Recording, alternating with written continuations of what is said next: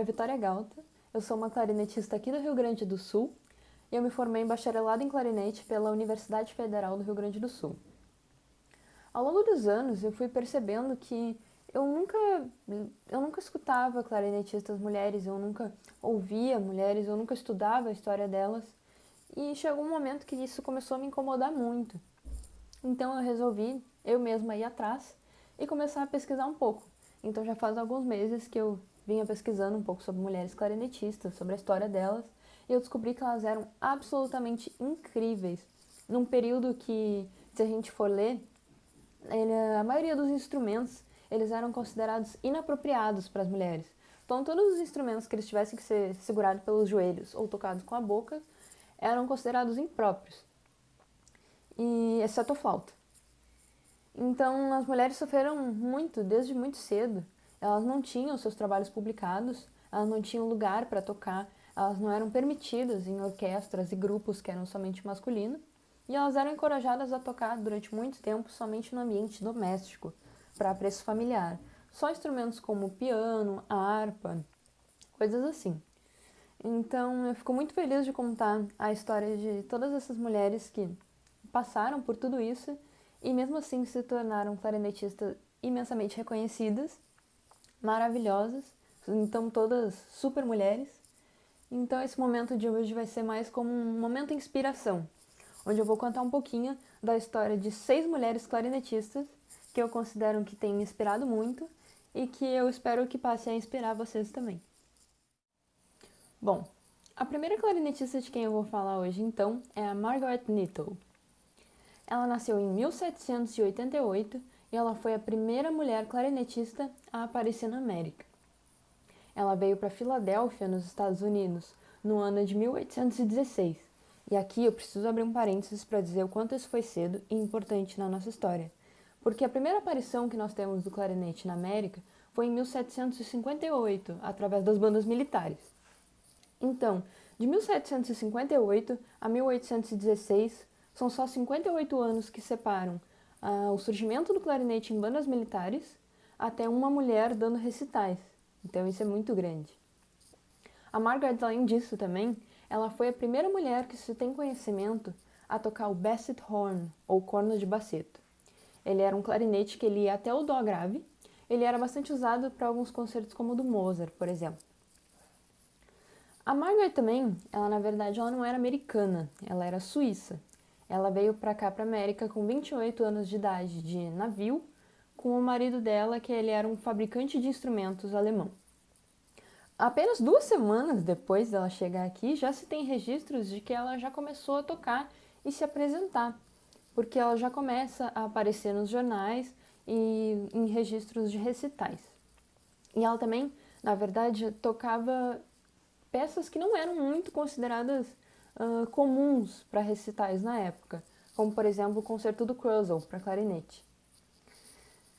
Ela aparenta também ter feito bastante sucesso, porque nos 2 anos que se seguiram desde a chegada dela aqui na América, ela aparecia muito frequentemente, dando recitais, se apresentando, tanto sozinha quanto também ela fez alguns recitais com uma cantora também. A Pamela Weston, que eu vou falar depois um pouco também, ela é uma clarinetista que, em um dos livros que ela escreveu um pouco sobre a Margaret, sobre um dos concertos que a Margaret deu na Alemanha, logo antes de vir para a América. Então é uma coisa bem legal depois disso ler um pouquinho. A Margaret ainda enfrentou várias críticas na Europa por causa do seu gênero, o que já era bastante esperado de uma das primeiras clarinetistas. E a última vez que se viu o nome dela num concerto foi em 1824, ainda na Filadélfia. Então, infelizmente, ainda precisam de maiores pesquisas sobre a Margaret e sobre a vida dela, pois nós não temos maiores informações de se ela continuou lá, o que aconteceu com ela a partir do ano de 1824, e também não sabemos o seu ano de falecimento. Bom, a clarinetista de quem eu vou falar agora, que eu particularmente gosto muito, é a Caroline Schleicher. Ela nasceu em 1794 e ela era alemã. Ela foi a primeira clarinetista a ser documentada por historiadores. Ela tocava clarinete, piano, violino, violão, ela era professora e também era compositora. Além disso também, ela fazia segundo clarinete num trio que ela tinha junto do seu pai, que era fagotista, e junto da sua irmã mais velha, que era clarinetista também, a Cordula Schleicher. E aqui também vou abrir mais um parênteses para falar do destaque que a Cordula merece, porque ela foi a primeira clarinetista principal assalariada de uma orquestra. Então era uma orquestra com 50 homens, onde ela era a única mulher. E agora voltando para Caroline, após a irmã mais velha dela casar e decidir deixar o trio, a Caroline então passou a ser primeira clarinetista no trio, e o lugar de segundo clarinete foi para a irmã mais nova dela, a Sophie. Em 1809, quando a família da Caroline morou junto com ela em Baden por algum tempo, ela fazia primeiro violino na orquestra de Baden.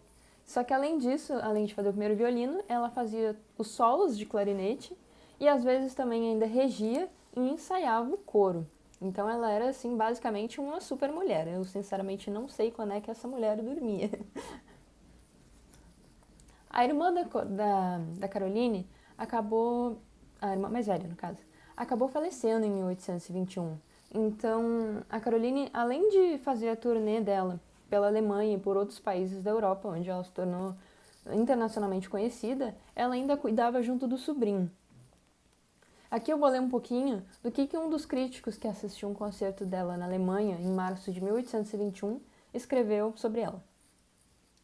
Esta artista entregou, apoiada pela Musikverein, que era o local de concertos onde ela se apresentou, uma performance na qual demonstrou plenamente suas habilidades no clarinete, no violino e no piano, e não deixou dúvidas de que o primeiro desses instrumentos está totalmente sob seu controle. Ela domina grandes dificuldades com uma indiferença ainda maior. Seu som é raramente superado. Acredita-se ouvir uma gaita de puro humor, e seu nível de piano raramente será alcançado. E apesar do grande sucesso que a Carolina fez, ela também recebeu algumas críticas bastante sexistas. Uma delas dizia o seguinte: nossas belezas modernas não querem ser excluídas de uma participação nas artes cênicas. Outra ainda dizia: o tocar sedutor desta modesta artista despertou mais uma vez o interesse mais vivo, o animado. Aí, como compositora, a Caroline ela fez aulas com Franz Danzig, e ela era uma ótima compositora. Ela escreveu a Sonatina para Clarinete, em 1825, que depois eu vou deixar aqui um trechinho para vocês ouvirem. E ela foi incluída numa lista, na época que ela escrevia, numa lista dos 50 compositores mais importantes da época, ao lado de outros compositores bastante renomados, como Beethoven e Schubert.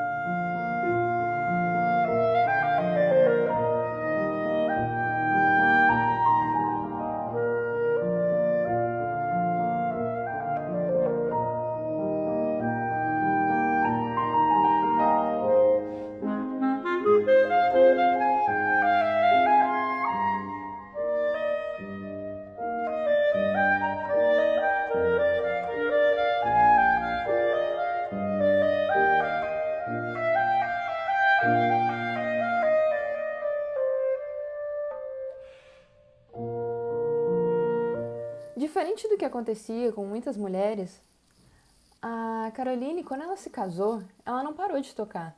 Muito pelo contrário, ela seguiu fazendo turnês pelo mundo e ao longo de 15 anos de casamento, ela teve 10 filhos.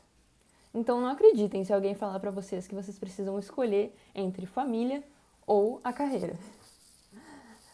Só que assim, o marido dela morreu em 1837. E aí ela passou a cuidar dos 5 filhos dela que sobreviveram. Porque naquela época era bastante comum que as crianças não chegassem a passar da infância. Então somente 5 filhos dela sobreviveram. E o último concerto que nós temos documentado que ela fez foi em 1847, com o filho dela violoncelista. Agora, a nossa próxima clarinetista é a Jeanette Cheever. Ela nasceu em 1905 e quando ela foi escolhida como clarinetista principal da New Orleans Symphony Orchestra em 1941, ela se tornou a primeira mulher no cargo em uma orquestra profissional nos Estados Unidos. A estreia solo da carreira dela foi ao lado da banda de concerto de Cedar Falls, no Iowa, só que ela não foi permitida a se juntar ao conjunto porque ele era somente masculino. No total, ela foi clarinetista principal de 6 orquestras: a Civic Orchestra of Chicago, a Dashed Little Symphony, a New York Civic Symphony, a New York Women's Symphony, a New Jersey Symphony e a New Orleans Symphony. E ela também era bastante ativa na música de câmara, onde ela performou com diversos grupos. A história da Jeanette ela foi documentada no livro Mulheres na Música, uma antologia de leituras originais da Idade Média até o presente, do Niels Bates, que foi publicado em 1982.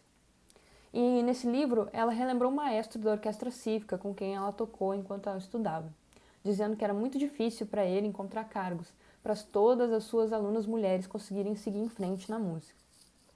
Ela também lembrou-se dele escrevendo para todos os jornais da época que todas as orquestras deveriam ser abertas para mulheres e que, se não o fizessem, seria um grande desperdício de talento e de estudo. Então, olha que legal.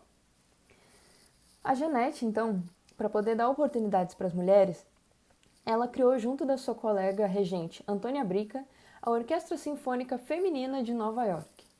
Aí, alguns anos mais tarde, em 1937, ela ainda criou e regeu a sua própria orquestra, a Orquestra de Câmara Feminina de Nova York, um projeto que foi até 1945.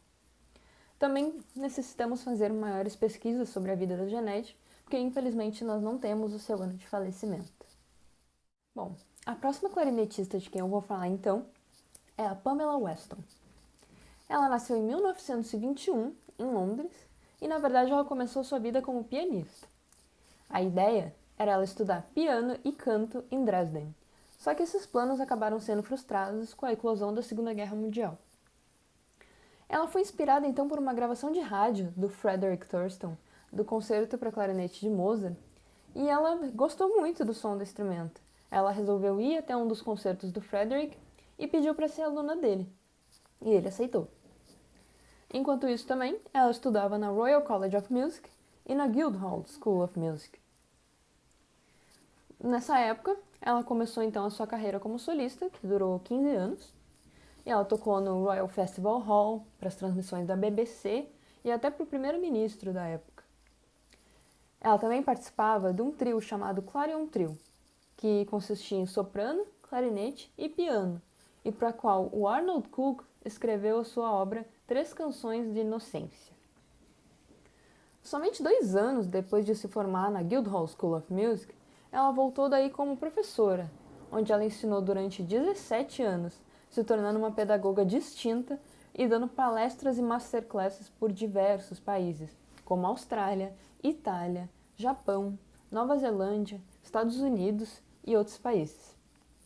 Só que foi quando ela parou de dar aula lá e começou a dar aula particular em casa somente, que ela fez a maior parte das pesquisas dela. E foi quando ela começou a fazer também edições de obras, onde ela fez edições de obras como Weber, Kraussel, Mozart, que são bastante famosas até hoje.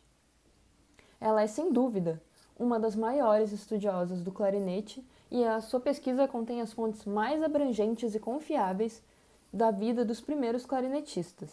Então, para ver a confiabilidade das informações que ela obteve, ela entrou até nas 2 últimas edições do dicionário Groove de música, que, para quem não conhece, é um dos mais importantes dicionários enciclopédicos sobre música e músicos.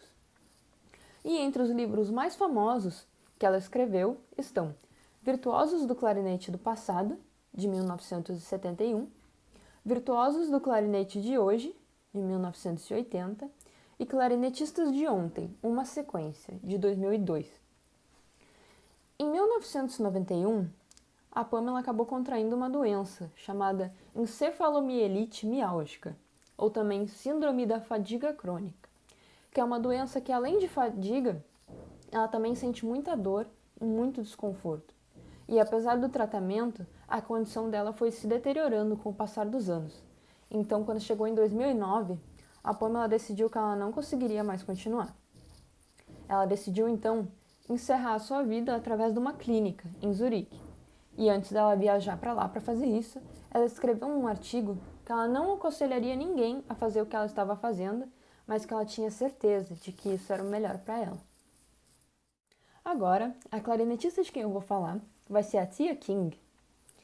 Ela nasceu em 1925, era inglesa, e ela foi uma clarinetista solista, musicista de câmara, de orquestra, de gravação, pianista e até editora de música. Ela começou a estudar clarinete, na verdade, por causa de sua amiga, Elizabeth Thurston. E ela iniciou seus estudos no clarinete com o Rolf Clark, que era o segundo clarinete da Orquestra Sinfônica da BBC.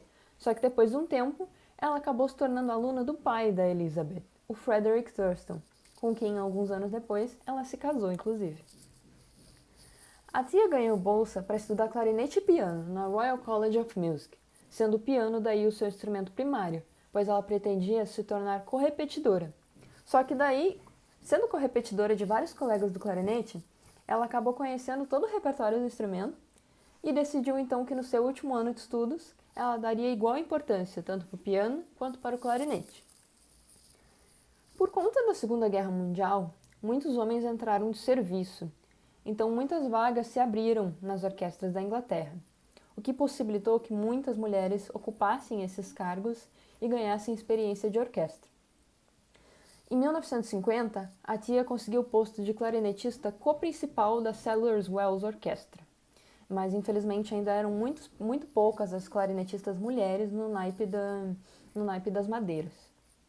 Aí, quando os homens voltaram da guerra, eles descobriram mulheres experientes, competentes e que felizmente não seriam demitidas das orquestras. Quando a Elizabeth casou com o Thurston, ela fez uma coisa que acontecia com muitas mulheres na época. Ela desistiu da carreira dela para poder cuidar da vida doméstica. Só que, no mesmo ano que ela se casou, no final daquele ano, o Thurston acabou morrendo de câncer. Então, com a ajuda de alguns amigos antigos da tia, ela conseguiu voltar para a cena musical depois.